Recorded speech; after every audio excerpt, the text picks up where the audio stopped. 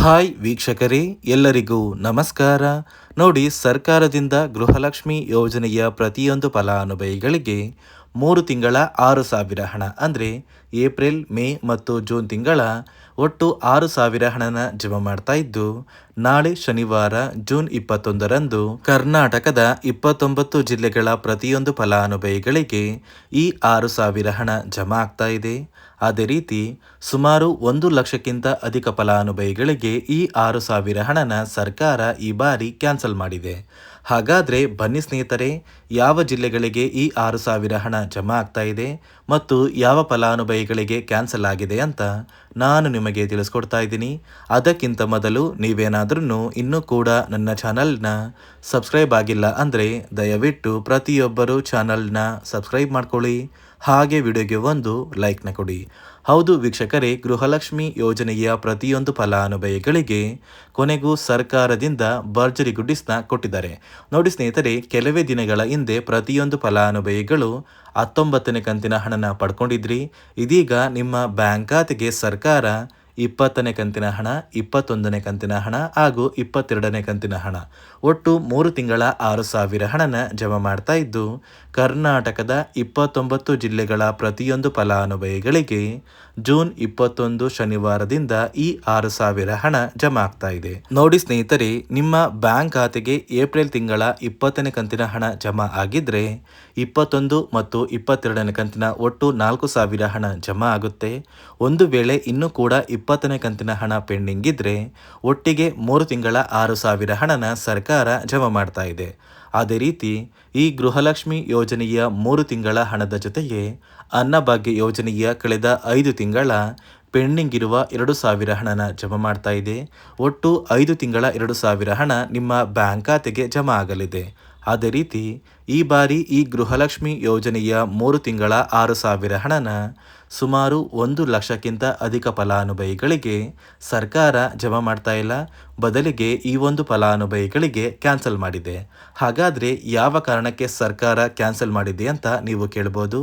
ನೋಡಿ ಸ್ನೇಹಿತರೆ, ಸರ್ಕಾರದಿಂದ ಬಂದಿರುವಂತಹ ಒಂದು ಮಾಹಿತಿಯ ಪ್ರಕಾರ ಪ್ರತಿ ತಿಂಗಳು ಗೃಹಲಕ್ಷ್ಮಿ ಯೋಜನೆಯ ಹಣ ಜಮಾ ಮಾಡುವಂತಹ ಸಂದರ್ಭದಲ್ಲಿ ಪ್ರತಿಯೊಂದು ಫಲಾನುಭವಿಗಳ ಒಂದು ದಾಖಲಾತಿಗಳು ಅಂದರೆ ಗೃಹಲಕ್ಷ್ಮಿ ಯೋಜನೆಗೆ ಅರ್ಜಿ ಸಲ್ಲಿಸುವಾಗ ನೀವು ಏನೆಲ್ಲ ಒಂದು ದಾಖಲಾತಿಗಳನ್ನ ಕೊಟ್ಟಿರ್ತೀರಾ, ಆ ಒಂದು ದಾಖಲಾತಿಗಳನ್ನ ಸರ್ಕಾರ 5 ನಿಯಮಗಳ ಆಧಾರದ ಮೇಲೆ ಪ್ರತಿ ತಿಂಗಳು ಚೆಕ್ ಮಾಡ್ತಾರೆ.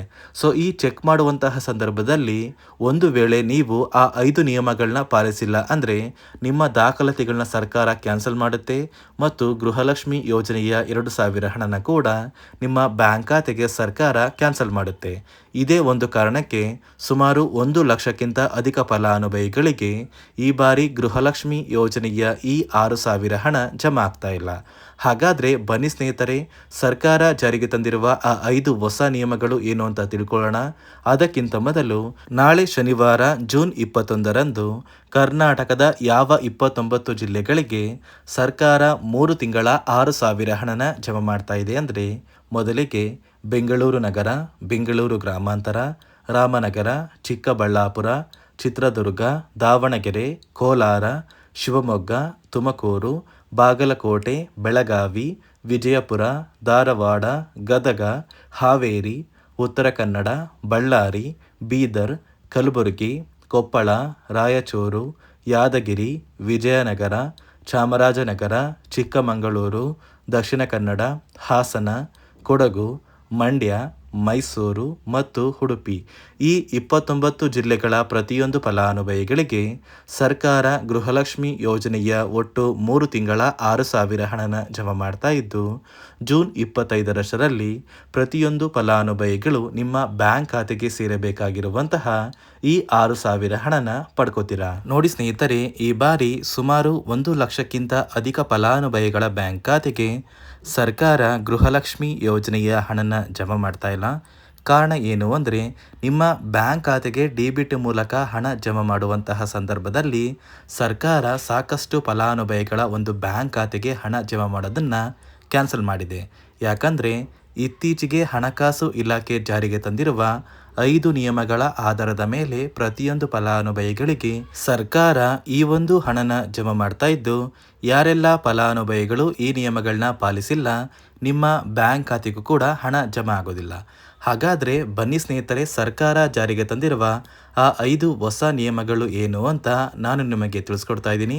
ನೋಡಿ ಸ್ನೇಹಿತರೆ, ಮೊದಲನೆಯ ಒಂದು ನಿಯಮ ಬಂದು ಸಾಕಷ್ಟು ಫಲಾನುಭವಿಗಳು ಹೊಂದಿರುವಂತಹ ಒಂದು ರೇಷನ್ ಕಾರ್ಡ್ ಏನಿದೆ, ಆ ಒಂದು ರೇಷನ್ ಕಾರ್ಡ್ನ ಮನೆಯ ಸದಸ್ಯರ ಪ್ರತಿಯೊಬ್ಬರ ಒಂದು ಆಧಾರ್ ಕಾರ್ಡ್ನ ನಿಮ್ಮ ರೇಷನ್ ಕಾರ್ಡ್ಗೆ ಕಡ್ಡಾಯವಾಗಿ ಲಿಂಕ್ ಮಾಡಿಸ್ಬೇಕು.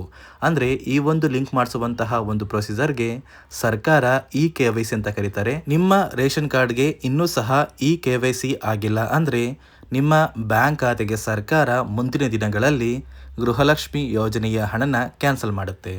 ಅದೇ ರೀತಿ ಎರಡನೆಯ ಒಂದು ನಿಯಮ ಬಂದು ಸಾಕಷ್ಟು ಫಲಾನುಭವಿಗಳು ಕಳೆದ 3 ತಿಂಗಳಿಂದ ಸರ್ಕಾರದಿಂದ ಬರ್ತಾ ಇರುವಂತಹ ಒಂದು ರೇಷನ್ ಏನಿದೆ, ಅಂದರೆ ಉಚಿತ ಅಕ್ಕಿ ಏನಿದೆ, ಈ ಒಂದು ರೇಷನ್ನ ಪಡ್ಕೋತಾ ಇಲ್ಲ.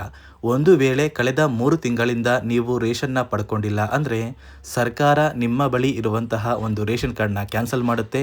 ನಿಮ್ಮ ರೇಷನ್ ಕಾರ್ಡ್ನ ಸರ್ಕಾರ ಕ್ಯಾನ್ಸಲ್ ಮಾಡಿದರೆ ನಿಮ್ಮ ಬ್ಯಾಂಕ್ ಖಾತೆಗೆ ಗೃಹಲಕ್ಷ್ಮಿ ಯೋಜನೆಯ ಹಣ ಇರ್ಬೋದು ಮತ್ತು ಸರ್ಕಾರದಿಂದ ಬರುವಂತಹ ಒಂದು ಸೌಲಭ್ಯಗಳನ್ನ ನೀವು ಕಳ್ಕೋಬೇಕಾಗುತ್ತೆ. ಅದೇ ರೀತಿ ಮೂರನೆಯ ಒಂದು ನಿಯಮ ಬಂದು ನೋಡಿ ಸ್ನೇಹಿತರೆ, ನಿಮ್ಮ ಬಳಿ ಇರುವಂತಹ ಒಂದು ಆಧಾರ್ ಕಾರ್ಡ್ ಏನಿದೆ, ಆ ಒಂದು ಆಧಾರ್ ಕಾರ್ಡ್ನ ಕಳೆದ 15 ವರ್ಷಗಳಲ್ಲಿ ನೀವು ಯಾವುದೇ ರೀತಿಯ ಒಂದು ತಿದ್ದುಪಡಿನ ಮಾಡಿಸಿಲ್ಲ ಅಂದರೆ ನಿಮ್ಮ ಬ್ಯಾಂಕ್ ಖಾತೆಗೆ ಸರ್ಕಾರ ಗೃಹಲಕ್ಷ್ಮಿ ಯೋಜನೆಯ ಹಣನ ಕ್ಯಾನ್ಸಲ್ ಮಾಡುತ್ತೆ.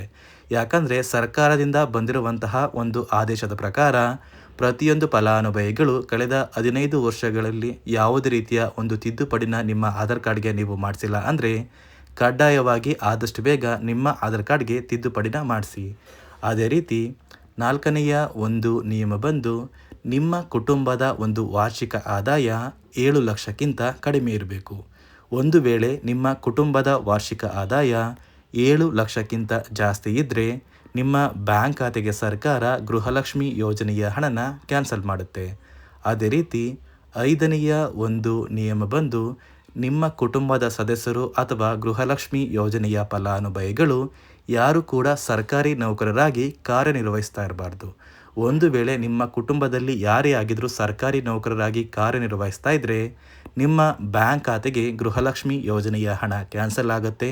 ಈ 5 ನಿಯಮಗಳ ಆಧಾರದ ಮೇಲೆ ಪ್ರತಿಯೊಂದು ಫಲಾನುಭವಿಗಳಿಗೆ ಸರ್ಕಾರ ಹಣ ಜಮಾ ಮಾಡ್ತಾ ಇದೆ.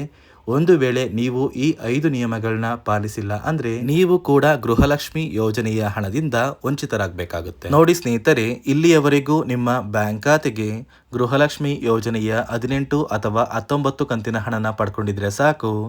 ಆದಷ್ಟು ಬೇಗ ಸರ್ಕಾರದಿಂದ ಈ 3 ತಿಂಗಳ 6,000 ಹಣನ ಜಮಾ ಮಾಡುತ್ತೆ.